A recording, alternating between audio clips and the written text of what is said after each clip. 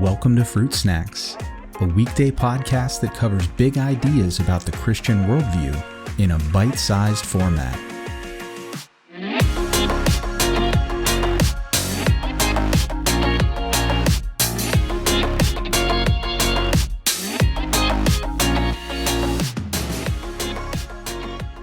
Hey everyone, we're going to do a little side trail, offshoot episode, however you want to say that, today, as we're discussing the doctrine of man this week. And it might not sound like it's related at all when I first say it, but I promise it is if you hang in there with me.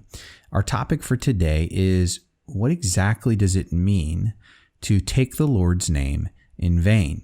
It's part of the Ten Commandments. So we'd be right to think that whatever it is, it's a pretty big deal to God. But what is it exactly? What does it mean to take the Lord's name in vain?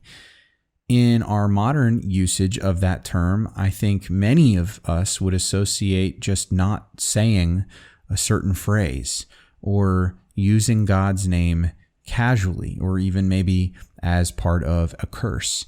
It has everything to do with our language and not saying certain words, not taking God's name in vain, not using his name a certain way. But is that what the original Hebrew audience who heard the Ten Commandments from Moses' mouth would have thought? Or would they have thought something different? Well, if we go back to those passages where that phrase first gets used, Exodus chapter 20, verse 7, and then later on in Deuteronomy chapter 5, verse 11, we see this idea of not taking the Lord's name in vain. But if we do a word study on that and we look up other instances of how it's used, we see that the original Hebrew word that's used in these passages that's translated to take has this idea or this connotation of carrying or bearing. So perhaps a more literal translation would be this idea of carrying the Lord's name or bearing the Lord's name in vain. And if we take this thought a little bit further still, and we look at this idea of bearing the Lord's name. In the Old Testament, there are places where that's used or that idea is there, and it means to represent God or to be basically his stand-in, his ambassador. We see this in Exodus 23:21, where the angel of the Lord, which we've done an episode on, who is Yahweh incarnate, is there with the people, and he's going to be the one leading them. And God says to Moses, "Tell the people to pay attention to him because my name is in him." Now, what does it mean to say that my name is in this angel of the Lord? Well, that's not something that gets said about any other angel. And so there's a uniqueness here. But it also means that when you look at him, think about that you're looking basically at me. He is me. For all practical purposes, he's my representative. He's my stand-in. My name being in him means I'm there. So treat him accordingly, act accordingly. We see another instance of this idea in 2 Chronicles 33:7, of the name being used to basically represent the person.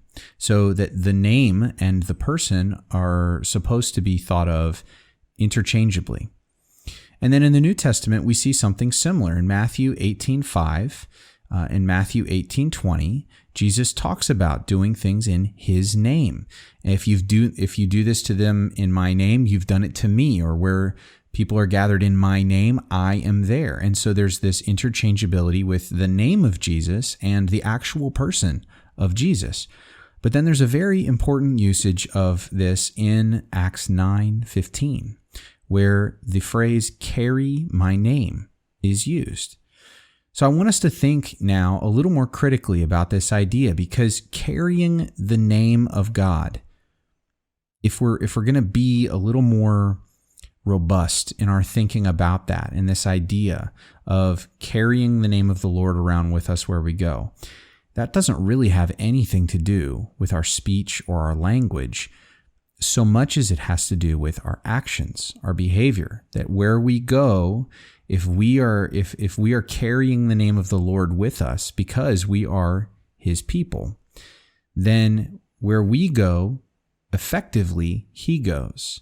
That his name is in us, basically, if we're carrying his name around. And so we represent him. We are ambassadors for him. And so, yes, how we talk matters, but how we act and live is even more important. Carrying the name is a almost euphemism for bearing the image. And we talked yesterday about what it means to be an image bearer, to be created in the image of God. It really is this idea of the commandment of don't bear my image, don't carry my name in vain. So what does that mean? Because that has a lot more weight to it than just don't say a certain word or phrase, right? The idea of not bearing the image in vain means that God has called us as his people, just like he called the people of Israel, who were his in the Old Testament, to represent him accurately to others. Do not misrepresent God, who he is, what he is like, how he treats others and acts towards them, and his heart for them, and desire to be in relationship with them. Wherever you go, you carry the name, you bear the name of God. So bear it with care. Do not misrepresent the Lord whose name you carry. And I think that is what God meant by this very important commandment, not to take or carry his name in vain. So I hope this challenges you. I hope it gives you some additional insight and encouragement and motivation to be very careful about how we carry and bear the name of the Lord in the world in which we live, in every relationship, in every conversation that we find ourselves in. Hope to see you tomorrow on the next episode of Fruit Snacks.